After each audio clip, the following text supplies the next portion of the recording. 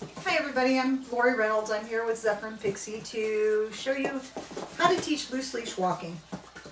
So one of the very first things my dogs learn is to be right next to me. So they find out that being right next to me is a fun place to be. Pixie,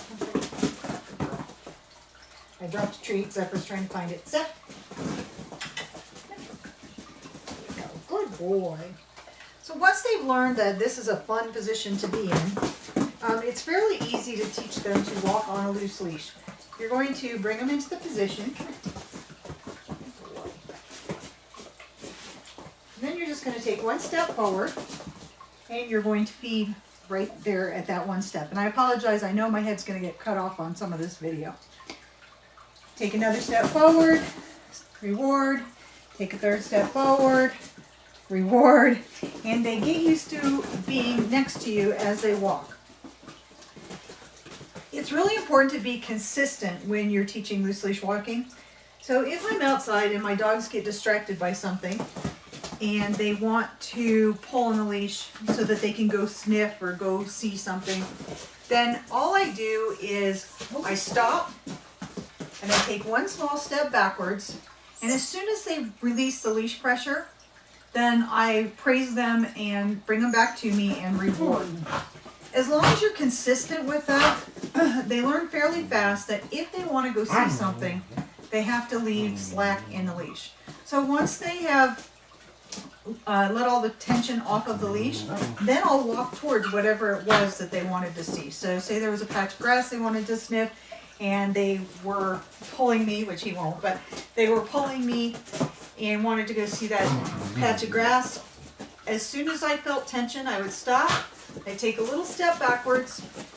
When they turn to look at me, I would say, "Oh, good dog, why don't you come here?" Reward.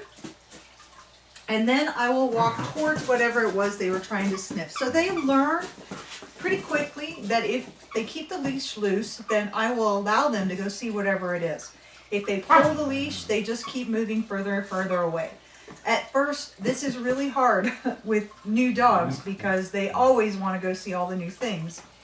But it doesn't take them very long to learn, if you do one step forward and two steps back, that they have to keep the leash loose in order to go see what they want to see.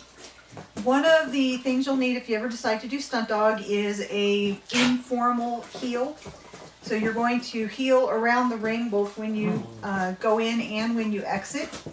And one of the more difficult things for Pixie and I was getting her to stay in that position when I turned into her. So one of the things you'll want to practice with your loose leash walking is being able to have them in a heel and turn into them. Come here.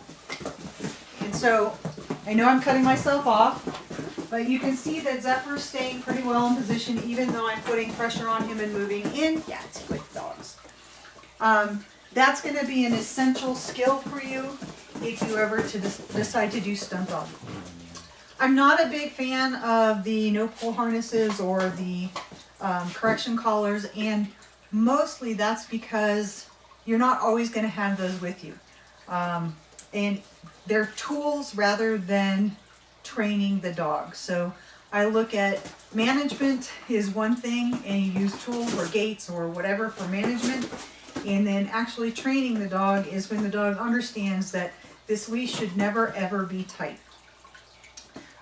If you've got questions, if you're having problems, go ahead and put some comments in the Facebook group, and I will do my best to help you out with whatever it is.